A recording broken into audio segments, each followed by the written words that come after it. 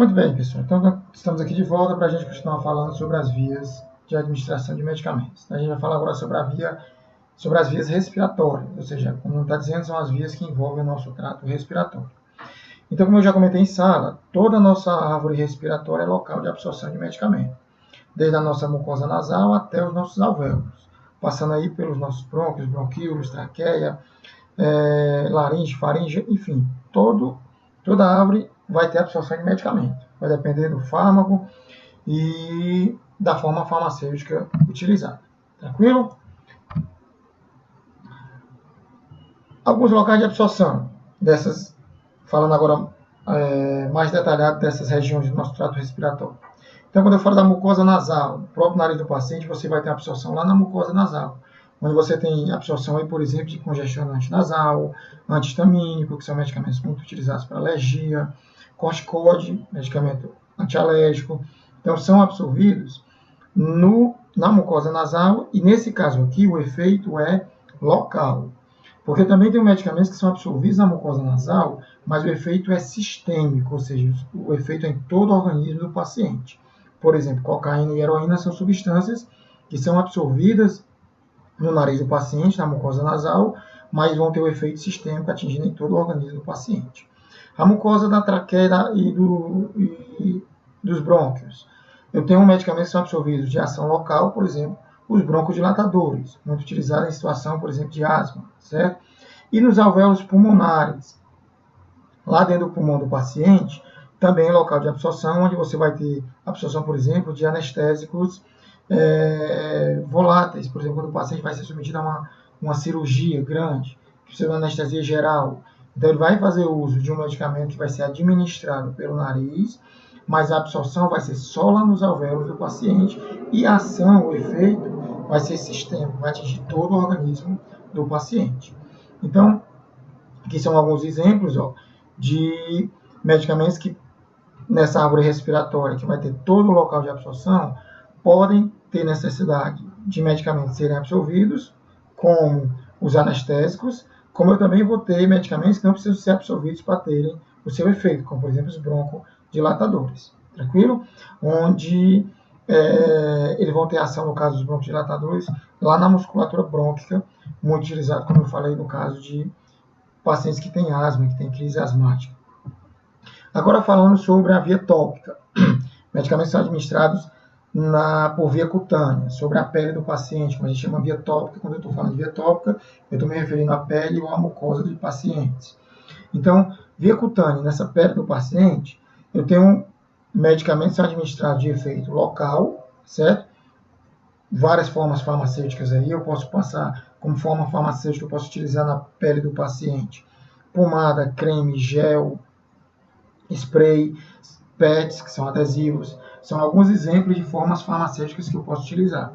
Como alguns eu posso ter ação local, como por exemplo alguns anestésicos, alguns anti-inflamatórios, como eu também posso ter ação sistêmica, como por exemplo nicotina, que é utilizada no combate de tabagismo, nitroglicerina, que é utilizado para problemas cardíacos, anticoncepcionais. São medicamentos de uso tópico, forma de adesivo, e que são ação sistêmica. Desculpa que eu me engasguei aqui um pouquinho, pessoal. Não é nada de coronavírus, foi só um engasgo. Então, continuando.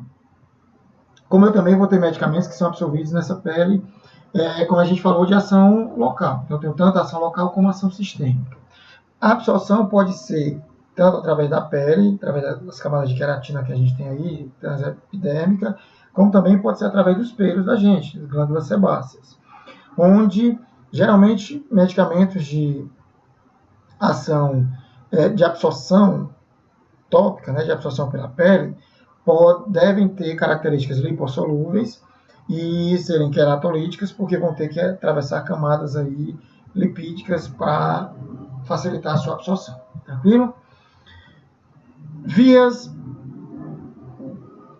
de emergência, que a gente tem necessidade de utilizar equipamentos como seringa e agulhas. Por exemplo, alguns medicamentos são administrados por via endovenosa, alguns medicamentos são administrados por via intramuscular. São geralmente indicados, como a gente já falou em sala, em situações de emergência, geralmente não é o normal do paciente fazer uso desses medicamentos. Algumas vezes o paciente está inconsciente.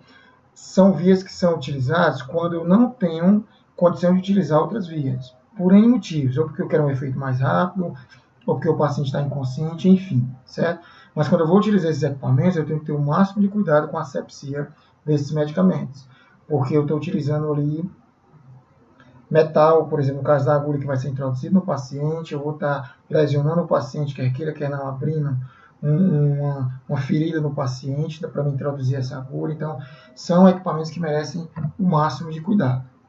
Então, eu tenho como essas vias que vão utilizar esse tipo de equipamento, são as vias parenterais, repetindo, são aquelas vias que não utilizam o sistema digestório.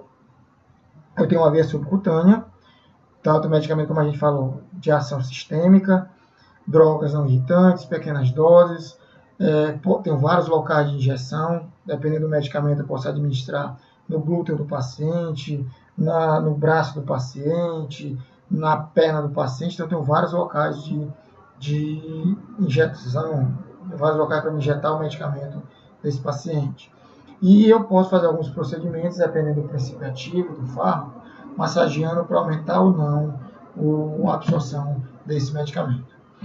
Aí eu botei agora a via intradérmica. Presta atenção, a gente estava falando há pouco na via subcutânea e na via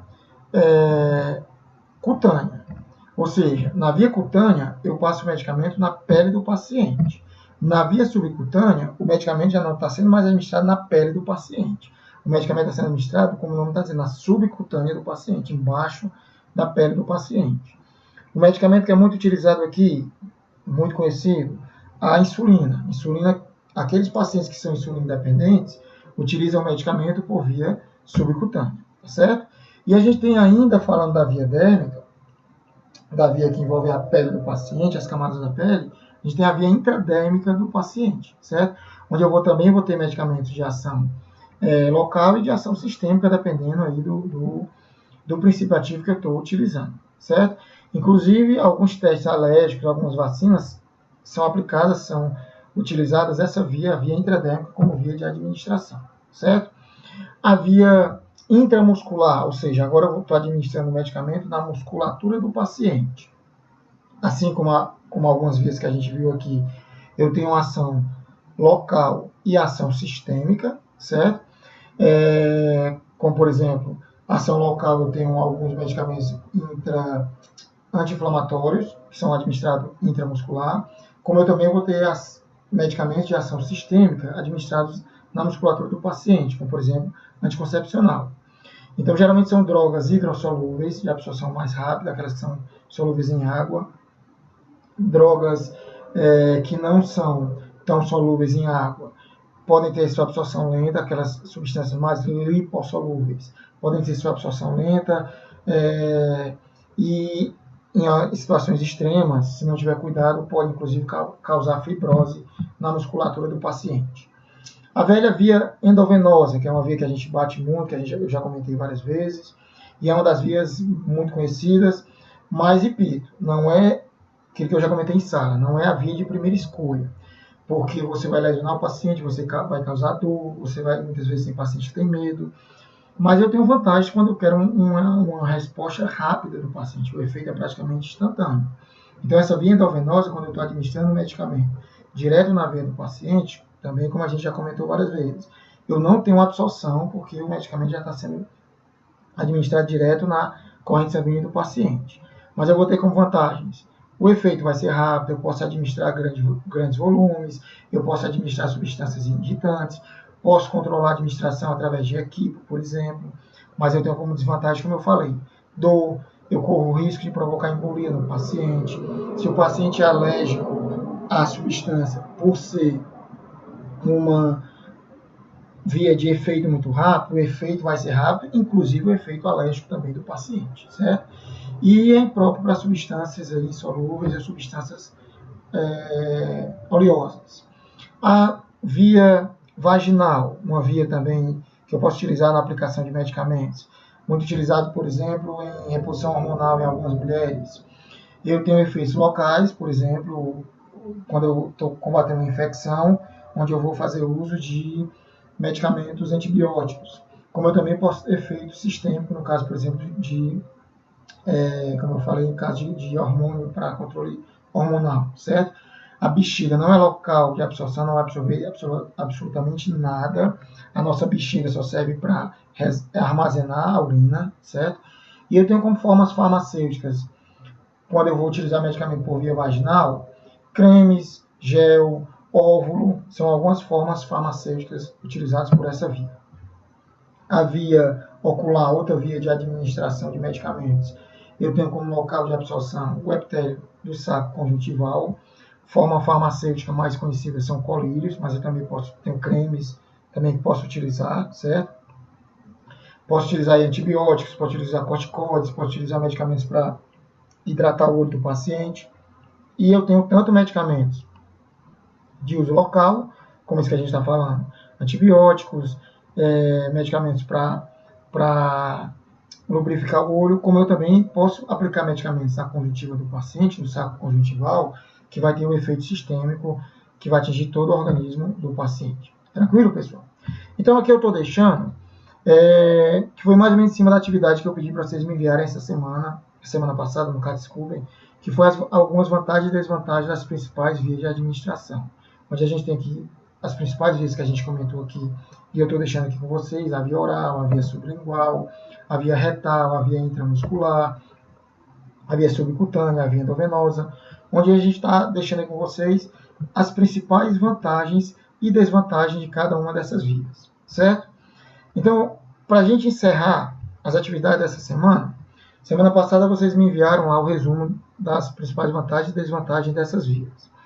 Para essa semana agora, vocês vão me enviar até sexta-feira, até o dia 27, certo? Do mesmo jeito, por e-mail. Estou deixando aqui o meu e-mail nesse slide, mas acredito que todos já tenham o meu e-mail, até porque me enviaram as atividades da semana passada.